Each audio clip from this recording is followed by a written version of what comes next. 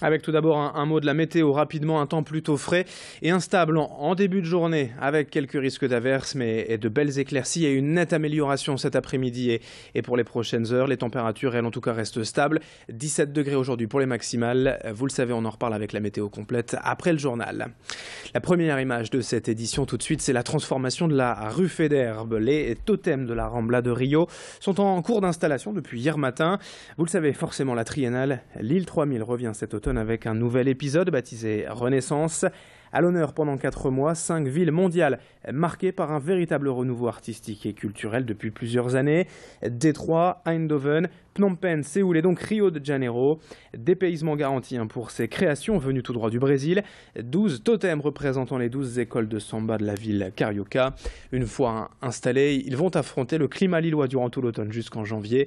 Rendez-vous dès samedi soir pour les découvrir pour la parade d'ouverture, mais ça, bien sûr, on en reparlera.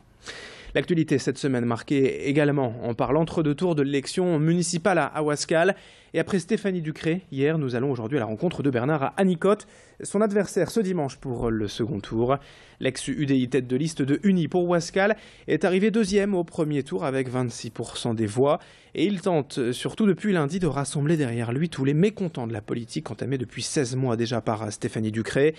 Pour l'instant, aucune alliance officielle n'a pu se mettre en place, mais citons par exemple la liste Génération Ouascal non politisée est crédité de quasiment 10% au premier tour.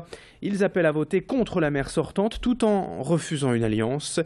On écoute Bernard Anicotte hier au micro de Louis Caillé et pour Grand Lille TV à propos de ses résultats au premier tour. Pour une première expérience menée ensemble, nous voici avec 26,75% des voix au premier tour qui nous laisse espérer encore une victoire possible compte tenu qu'il y a, je dirais, des réserves de voix possibles qui peuvent venir nous rejoindre et c'est ce qui est intéressant. En tout cas, nous sommes très heureux de la dynamique ainsi créée. Moi, ce que je constate, c'est que Mme Ducré nous avait dit qu'elle serait réélue au premier tour. Et que nous ne serions balayés de ce fait automatiquement.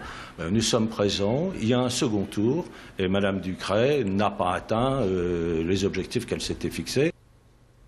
Sachez par ailleurs qu'une nouvelle menace d'annulation plane peut-être sur ce scrutin à Ouascal. Les bulletins de vote du Front National ayant été imprimés en nuances de couleur alors qu'ils doivent être pour tout le monde strictement en noir et blanc.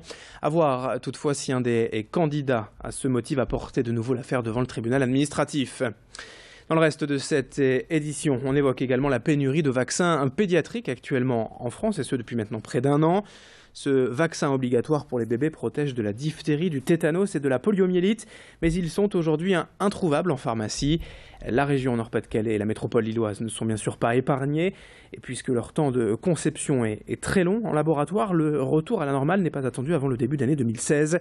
Un autre vaccin existe pourtant, mais il suscite aujourd'hui des craintes du corps médical, car il serait à l'origine de l'apparition de la sclérose en plaques chez certains patients. Un problème persistant pour les jeunes parents et les pharmaciens, confrontés donc aujourd'hui au manque de disponibilité du produit. Xavier Silly est allé se renseigner en pharmacie. Ici au sein de l'officine, on va dire qu'il n'y a pas eu d'affolement de la part des parents.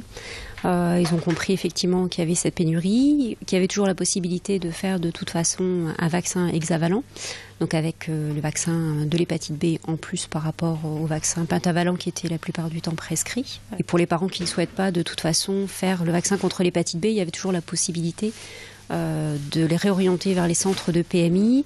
Et si les centres de PMI étaient à court, de retourner voir le médecin qui, lui, pouvait, avec un numéro de téléphone en fait, qu'ils ont reçu par l'agence, la HS, la haute sécurité, un numéro de téléphone pour pouvoir avoir un vaccin pentavalent.